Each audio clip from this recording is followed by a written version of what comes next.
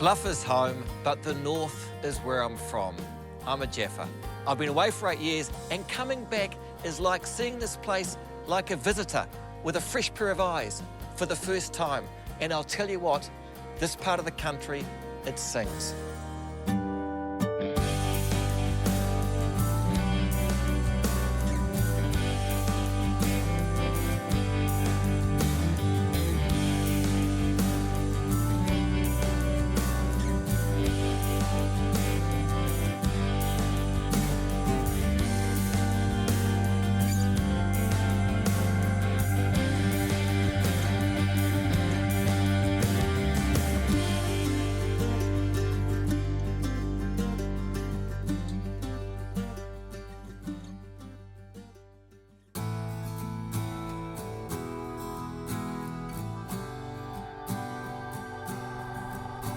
I reckon if there's any place in this country that completely intrigues me, it's the Hokianga Harbour, because it draws you in and then fails to reveal anything of itself. To me, unlike anywhere in New Zealand, that place is a complete enigma. So I'm heading there to try and crack the puzzle of the Hokianga, and I'm going via Bailey's Beach and Waipoa Forest. On the way, I will give you, beyond your wildest dreams, sand and stars like there's no tomorrow. First up, the west coast and Bailey's Beach, New Zealand's longest drivable beach, even longer than 90 Mile Beach, but taking a drive here can be fraught with danger. If you don't make it 2 hours before or after high tide, you'll end up in serious strife. The place is mainly holiday homes, and there is swimming, but as it is a west coast beach, it is as dangerous as all get out, and no reality show here to film you getting rescued.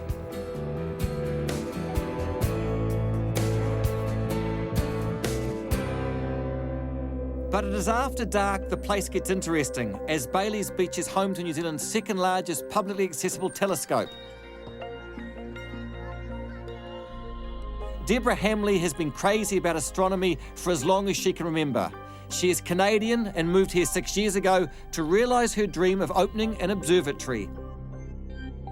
I came to New Zealand to set up the observatory and then lucked out in finding a place. The first place I arrived was perfectly suitable. One of my friends suggested that what I really needed to do was move to New Zealand. Little did he know that within 3 months I would do that. Having never been here before either, but I'd heard that the astronomy was so good here. In fact, you guys have like the best of almost every class of object, the best galaxies, the best globular clusters, the best nebula. You've got the best of everything. Yeah. So it's fantastic. Your favourite constellation down here? Ooh, probably Crux. Is this the Southern Cross? The Southern Cross, and so the technical name is Crux. Yeah, don't show off. No one likes that. Planets? Planets. My favourite planet is Jupiter, because there's just fantastic history. Because when Galileo first looked at it in 1610, when he saw the 4 little moons on either side of it and realised that they weren't background stars, and that meant that those little moons weren't going around Earth. And so that just changed science. So that for me is an exciting story. Changed the worldview, didn't it? It did. And we can see that same view. So it's lovely to say to people, this is what Galileo saw. Would you come to the same conclusions? Okay, so looking at Jupiter, and through a large telescope, you can see not only the 2 big belts of Jupiter, but you can see the great red spot tonight. It's amazing how clear that is. Saying what's special about that red spot that's always there, or? Oh, it's just a large storm. In fact, it's the largest storm in the solar system, and we've been recording for 300 years. Recording it's been going for 300 years. It's amazing, eh? You think that the planet Earth could fit inside of that? Inside that storm? Inside that storm. You're big on the moon too. That's just because why not? Yeah, well, it's funny because the moon was never one of my favorite things to observe, but people are blown away when they see the sort of detail we have on the screen and in the telescope. So it's very accessible because I can say to people, look, go and look at this at home with the moon. And everything we show on the tours, I make the point of making them so that if you had a pair of binoculars, you could take it and you could do it from home. And there's so many neat things like the Alps, which I'll hopefully show you tonight. God, you talk, eh? Sorry, cut me off anytime. No. Oh, what a... Well, it's surprising that my daughter's a little chatterbox. And I'm saying, yeah. So what am I looking at? Now, if you light me up like a Christmas tree. Tell me what I've got. Okay, so up at the top end, you see a nice long gash where a meteorite has obviously not hit head on or straight on, but it's actually grazed the surface. Wow. I can see the gash. You can see the gash. And so if you were to be on the moon, that would be like a bit of a Grand Canyon on the moon. It's like the only straight line there, isn't it? It is. There are not very many of those. Gosh, that's worth $30. I might come up for a week. And I thought I came north to fall in love with Northland, but actually I've come here and I've seen the gash of the moon.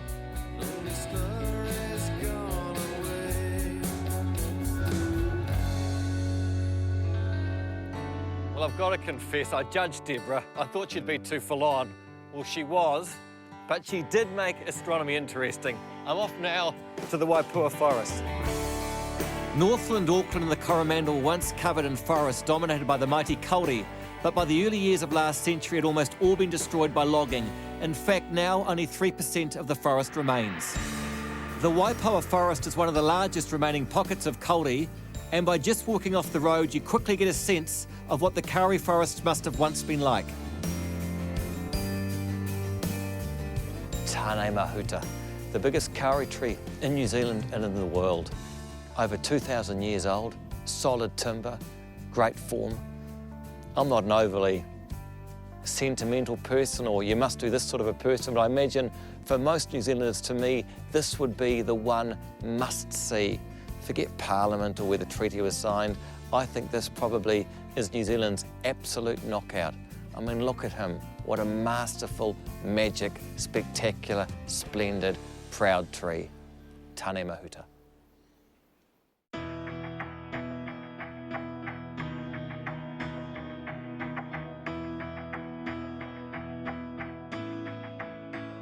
I've spent the night at Horeki, and it's now time for me to do something I've always wanted to do, and that's to go from the upper reaches of the Hokianga harbour to the heads by boat. And I guess it's quite appropriate to go down the harbour by boat, because in the old days, all the transport was by boat. The roads around here were terrible, so a lot of traffic, a lot of boat traffic on the harbour. And the story of this harbour, I suppose, originally, of course, when the Europeans came for kauri, for masts, for boats, and for boat building, there was a big boat building industry here as well. Then, of course, once they'd buggered up all the countryside and got rid of all the kauri, dairy farming was big for a while, but the herds went big and the land wasn't flat, so that ended. Forestry as well. These days, not really much. Bit of tourism, bit of fishing, not much else. A lot of people moving back from the city to Marae, but apart from that, really is very quiet. And you get a sense of timelessness here. It could be 2011, it could be 1911, it could be 1951. It just feels one part of the country that is absolutely timeless, really is quite spectacular. It's time to meet world traveller and local fisherman Nicky Williams, who has followed the tides of change in the Hokianga. You grew up on the harbour, eh? I was born here, and my parents owned the car ferry and the sand barge and water taxis. This is way back in the 50s, when almost 60 to 80% of freight movement, passenger movement in Hokianga was done by water. So it was a highway, the harbour? It was a highway, yeah. And I come in, it was almost the closing of the dairy factory. They closed the dairy factory, I think, 1956. So from 56 to the 60s, everything had started to tail off. And then after that, from the 60s on, she just went down. I suppose, too, on the Sundays, the priest would be in a boat, too, going from church to church? There was a lot of the activities where the priests and that went by water. And because it's very tidal, one incident, the priest turned around and, he ruled over everything, you see. So these kids would have to push the boat in and out, I mean, on the mud flat, and he'd be sitting in it, you see. And his uncle of mine, Rick Petty, a bit of a hard case, turned around and yelled out to his father in Māori, if he's that good, how come he don't make the tide come up to us, eh? So he got a kick in the butt for that lot, eh? Nicky, what do you think the future for the Hokianga is? What do you think's going to happen? How's it going to evolve? What's going to happen? I don't think Hokianga will ever really sort of become the tourist meccas that the Bay of Islands will ever be. And I foresee that in some time there'll be a ferry service across the Kaipara Harbour to the Potu Peninsula, and then the roadway will come up the Potu Peninsula through here, and then here, and the rest of it will pick up as far as tourism is concerned.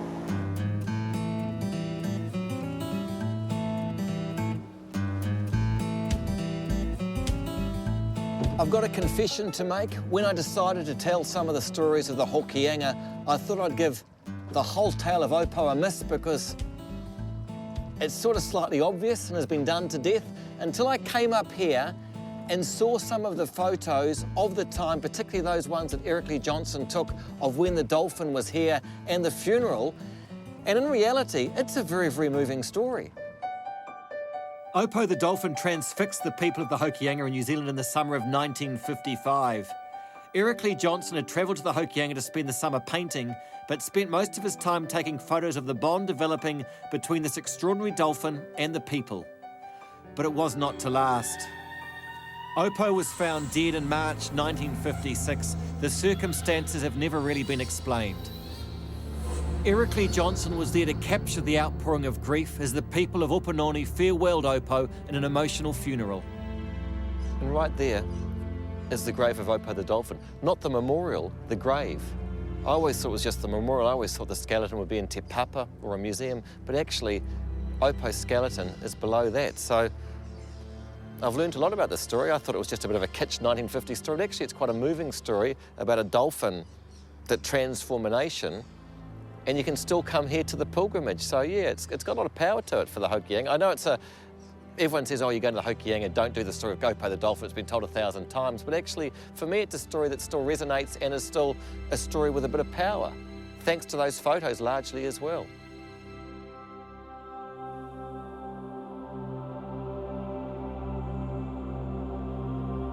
Hokianga, hauntingly beautiful, also the scene of an eerie maritime disaster. In the late 1800s, Chinese gold miners came to New Zealand with the hope of earning money and returning home wealthy. Many couldn't earn enough and died here instead. In 1902, a ship, the SS Ventnor, came to carry the bones of the miners back to their homeland, their final resting place, but it all went terribly wrong. Lu Shon knows the story well. So what do we know about the boat? 499 coffins on board, plus the run to Wellington. It sets off from Wellington for China. Yes. What's the story? Then it goes aground south of Mount Egmont, hits a rock. It gets off that rock, and then the captain makes the oddest decision. He decides, for some unknown reason, to go all the way around the North Island and go in at Auckland because he believes that's the only place that could fix the ship. And the ship sinks, starts to sink, and it sinks outside the Hokianga harbour.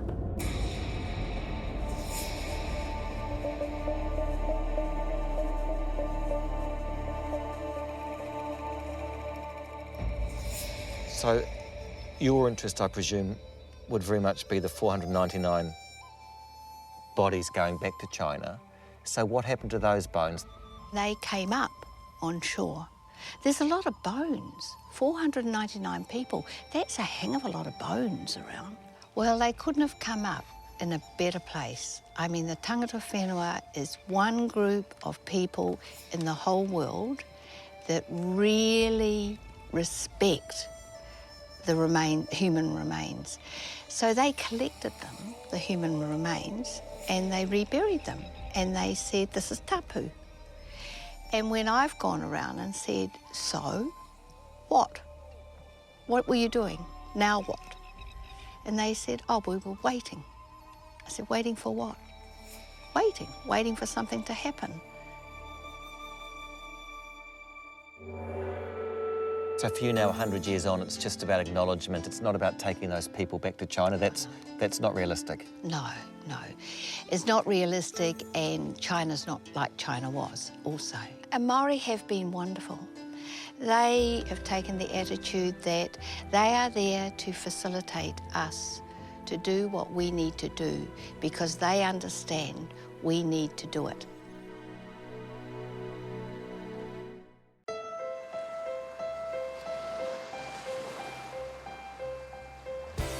I've sort of reached the end of the Hokianga Harbour, so now I'm cutting across the headland to go back to the coast and head towards Miti Miti, and this is the bit I'm excited about. This is the sandhill segment. So cue soaring music.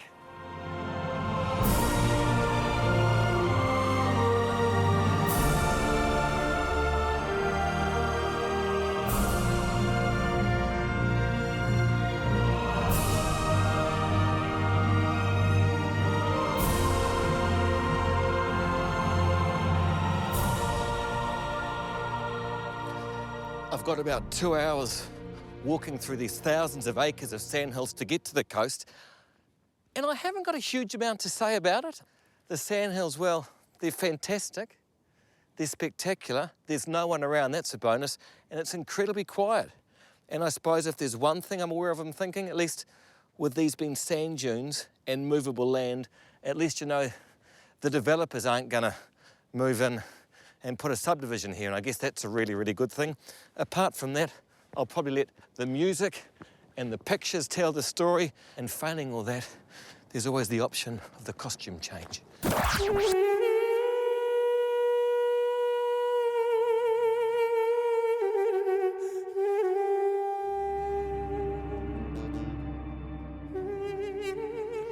And this is the first time for me, not in a costume, in the North Hokianga Heads. Look, it's amazing. I've seen nothing like this before in New Zealand, or probably anywhere else for that matter. And what also is kind of extraordinary, just 20 miles down that way is Tane Mahuta and the rainforest, whereas here, there's sand dunes and desert-like landscape for miles and miles around. So look, don't leave home before you see the country. Do come here, do come and visit. Wear a costume. I did, I'm enjoying it. I'm sure the locals don't mind. If they do, just move on. And I feel here like Moses with the edicts. Look, I'll turn and throw down the tablets. You, do, you, ah. It's my biblical moment.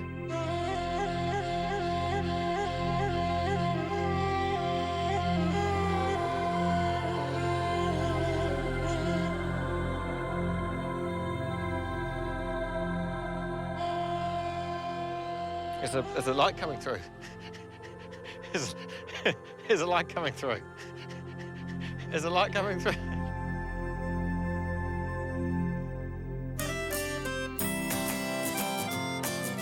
As I've found out over the past couple of years, there's many ways to get around this country, and a new one for me is by horse.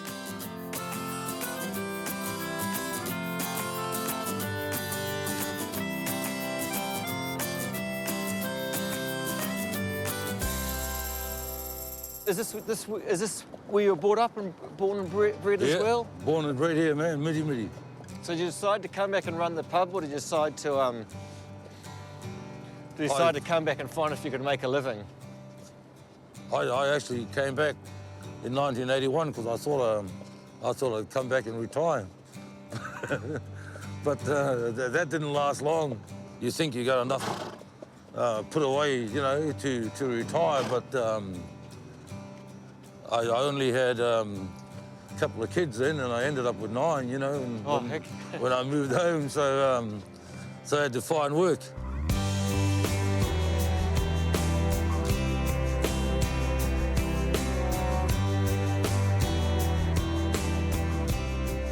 So you're fairly optimistic for this part of the country, and I suppose as far as the young people sticking around, or you think they'll always just shoot through and then maybe come back?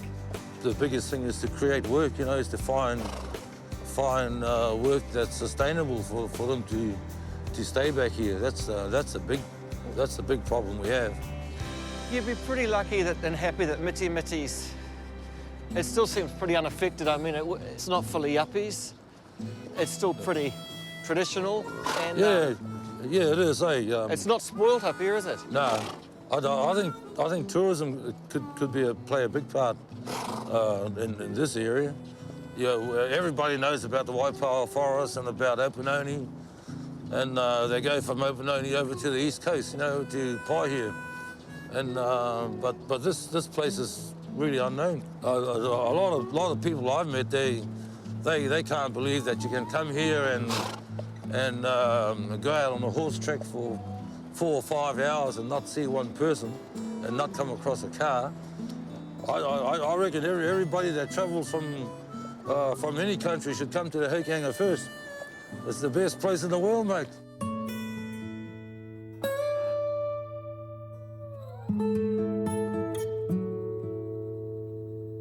So that's the Hokianga done and dusted. And I've got to say, I could never really get a handle on the Hokianga. I could never really work out why it was so different from the rest of New Zealand. And I thought probably it was easier to think of it as another country. But having spent 6 days here, I think it's not another country, it's more like another time. And I'm not quite sure whether that time is the past or the future. But now I think probably what they've realized in the Hokianga is the key to the future is the past. The lessons from the past, the cultures and the traditions. And I think probably that is what makes it so unique and so special.